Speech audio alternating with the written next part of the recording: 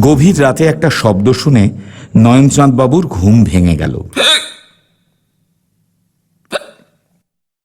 এমনিতেই নয়নচাঁদের ঘুম খুব পাতলা।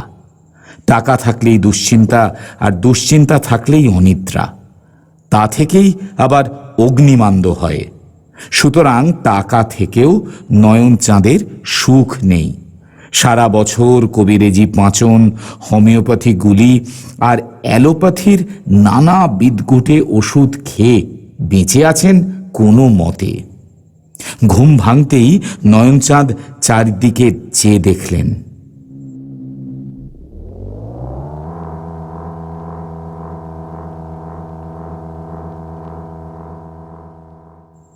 রাত্রিবেলা এমনিতেই নানা রকমের শব্দ হয়।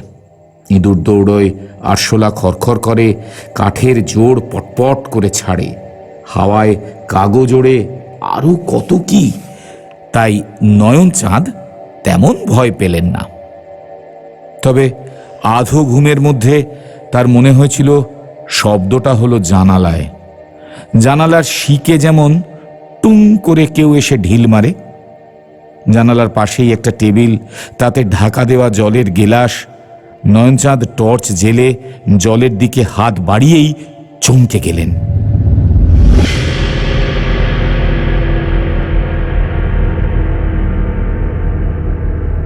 টেবিলের ওপর একটা কাগজের মোড়ক পড়ে আছে। নয়নচাঁদ উঠে বড় বাতি জেলে মোড়কটা খুললেন। যা ভেবেছেন তাই। ঢিল জড়িয়ে কে একখানা চিঠি পাঠিয়েছে তাকে। সাদামাটা মোড়কটা লাল অক্ষরে লেখা। নয়নচাঁদ, মনে আছে সামান্য দেনার দায়ে আমার ভিটে ঘুঘু চড়িয়েছিলে? শেষ অবধি গলায় গামছা বেঁধে আমাকে সহ্য করিয়েছ। আর না, আগামী অমাবস্যায় তোমার ঘাড় মটকাবো। ততদিন ভালো মন্দ খেয়ে নাও, ফুর্তি করে গাও, নাচো, হাসো। বেশি দিন তো আর নয়। ইতি তোমার জম জনার্দন। নয়নচাঁদ ঠক ঠক করে কাঁপতে লাগলেন। তার শিথিল হাত থেকে চিঠিটা পড়ে গেল। চাকর বাকর, বউ, ছেলে মেয়েদের ডাকার চেষ্টা করলেন। গলা দিয়ে স্বর বেরোল না। জনার্দনকে খুব চেনা আছে নয়নচাঁদের। নিরীহ গোছের মানুষ, তবে বেশ খরচের হাত ছিল। প্রায় হ্যান্ডনোট লিখে চড়া সুদে টাকা ধার করত। কখনো টাকা দিতে পারেনি। নয়নচাঁদ মামলায় জিতে লোকটার বাড়ি ঘর সব দখল করে নেয়। জনার্দন সেই দুঃখে বিবাগী হয়ে কোথায় চলে যায়। মাসখানেক বাদে নদীর ওপারে এক জঙ্গলের মধ্যে একটা আমড়া গাছের ডাল থেকে ঝুলন্ত অবস্থায় তার পচা গলা দেহ পাওয়া যায়। তার বউ ছেলেপিলেদের কি হয়েছে তা অবশ্য নয়নচাঁদ জানে না। সেই ঘটনার পর বছর ৩-৪ কেটে গেছে। নয়নচাঁদের ভূতের ভয় আছে। তাছাড়া অপঘাতকেও তিনি খুবই ভয় পান। খানিকক্ষণ শরীরের কাঁপুনিটা একটু কমলে তিনি জল খেলেন এবং বাড়ির লোকজনকে ডাকলেন।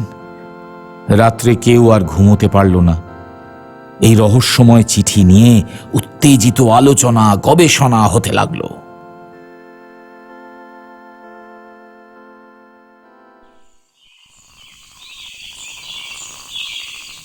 পরদিন সকালে গোয়েন্দা বরদাচরণকে ডেকে পাঠানো হলো।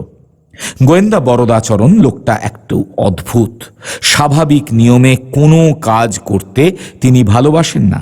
তার সব কাজেই একটা বৈশিষ্ট্য থাকে। এই যেমন কোনো বাড়িতে গেলে তিনি কখনো সদর দরজা দিয়ে সেই বাড়িতে ঢুকবেন না, এমনকি খিড়কি দরজা দিয়েও না। তিনি হয় পাঁচিল টপকাবেন, নয়তো গাছ বেয়ে উঠে ছাদ বেয়ে নামবেন, এমনকি জানলা ভেঙে। কাছেই একটা মস্ত বট গাছ আছে। সেই বটের একটা ঝুড়ি কষে খানিকটা ঝুলে পাশের একটা জাম গাছের ডাল ধরলেন। সেটা থেকে লাফিয়ে পড়লেন একটা চালতা গাছে। সেখান থেকে একটা রেন পাইপ ধরে 3তলা জানালায় উঁকি দিয়ে হাসি মুখে বললেন, এই যে নয়নবাবু, কি হয়েছে বলুন তো? জানালায় আচমকা বরদাচরণকে দেখে নয়নচাঁদ ভিড়মি খেয়ে প্রথমটায় গুঁগো করতে লাগলেন। চোখে মুখে জলের ঝাপটা দিয়ে তাকে ফের সামাল দেওয়া হলো। বরদাচরণ ততক্ষণে ধৈর্যের সঙ্গে জানালার বাইরে পাইপ ধরে ঝুলে রইলেন। অবশেষে যখন ঘটনাটা বরদাচরণকে বলতে পারলেন নয়নচাঁদ, তখন বরদা খুব গম্ভীর মুখে বললেন, তাহলে ও জানলাটাই এটা, এটা দিয়েই ঢিলে বাঁধা চিঠিটা ছোঁড়া হয়েছিল তো? হ্যাঁ হ্যাঁ হ্যাঁ হ্যাঁ বাবা বরদা। জানালাটা খুব নিবিষ্ট পরীক্ষা করে বললেন বরদা। অনেক দিন জানালাটা রং করাননি দেখছি। না, খামখা পয়সা খরচ করে কি হবে? জানালা রং করালেও আলো হাওয়া আসবে, না করালেও আসবে। ছুটমুট রং করতে যাব কেন? তার মানে আপনি খুব কৃপণ লোক, তাই না? কৃপণ নই বাবা, লোকে বানিয়ে বলে, তবে তবে হিসেবি, হ্যাঁ হিসেবি বলতে পারো। কাল রাত্রে আপনি কি খেয়েছিলেন? কেন কেন বাবা বড়দা? রোজ যা খাই তাই খেয়েছি, দুখানা রুটি আর কুমড়োর ছেঁচকি। বরদাচরণ গম্ভীর হয়ে বললেন, আপনি খুবই কৃপণ। আমার ফিস কত জানেন? 500 টাকা, আর খরচাপাতি যা লাগে। নয়নচাঁদ মুখখানা বেজার করে বললেন, পাড়ার লোক হয়ে তুমি 500 টাকা চাইতে পারলে? তোমার তোমার ধর্মে সইল? আপনার প্রাণের দাম কি তার থেকে বেশি নয়? কিছু কম হবে না বাবা? হিসেব করে দেখেছি, আমার প্রাণের দাম 250 টাকার বেশি নয়। তবে আমি চললাম, ভিজিট বাবদ 20টা টাকা আমার বাড়িতে পাঠিয়ে দেবেন।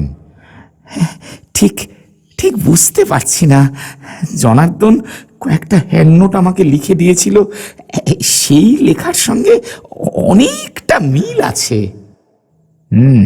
গামছা গামছা বেঁধে ফাঁসে লটকে ছিল, তাই তো? মনে হচ্ছে গামছা ছিঁড়ে সে পড়ে গেছে এবং বেঁচেও আছে। এই চিঠিটা যদি তারই লেখা হয়ে থাকে তো বিপদের কথা। আপনি বরং কটা দিন একটু ভালো করে খাওয়া দাওয়া করুন, আমোদ প্রমোদ করে নিন প্রাণ ভরে। তার তার অর্থ কি বাবা? কি কি কি কি বলছো সব? আমি আমি জীবনে কখনো কখনো ফুর্তি করিনি, তা জানো? জানি বলেই তো বলছি। তবে তো আর বিপদের কথা। এ যদি ভূতের চিঠি হয়ে থাকে তবে তো আমাদের কিছু করার নেই। বড়দা এবার একটু ভাবলেন, তারপর মাথাটা নেড়ে বললেন, ঠিক আছে, দেখছি। এই বলে বরদাচরণ বেরিয়ে গেলেন। ফিরে এলেন 3 দিন পর। মাথার চুল উস্কো খুস্কো, গায়ে ধুলো, চোখ লাল। বড়দা মাথা নেড়ে বললেন, তাকে ধরা অত সহজ নয়। এই শহরেরই একটা নোংরা বস্তিতে থাকে, ভিক্ষে শিক্ষে করে পরের বাড়িতে ঝি চাকর খেটে কোনো রকমে বেঁচে আছে। কিন্তু সে খবরে আমাদের কাজ কি? বড়দা কটমট করে চেয়ে থেকে বললেন, চিঠিটা যদি ভালো করে পড়ে থাকেন তবে নিশ্চয়ই লক্ষ্য করেছেন ভূতটার কেন আপনার উপর রাগ। তার বউ ছেলে মেয়ে ভিখিরি হয়ে যাওয়াটা সে সহ্য করতে পারছে না। যদি বাঁচতে চান তো তাদের ব্যবস্থা করুন। কি কি কি ব্যবস্থা বাবা? বাবা বড়দা, তাদের বাড়িঘর ফিরিয়ে দিন। ওরে বাবা, তার চেয়ে যে মরাই ভালো।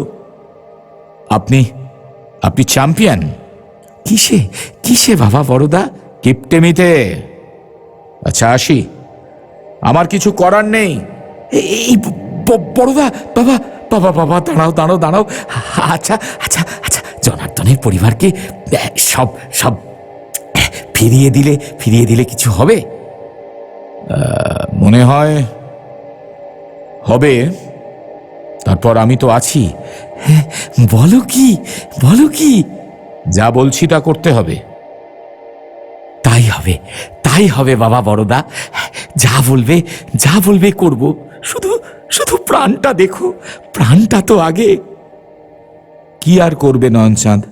বাকি 10টা পরিবারের যা কিছু দেনার দায়ে দখল করেছিলেন তা সবই ফিরিয়ে দিয়ে মনটা একটু দমে গেল বটে, কিন্তু ঘুমটা হলো রাত্রে।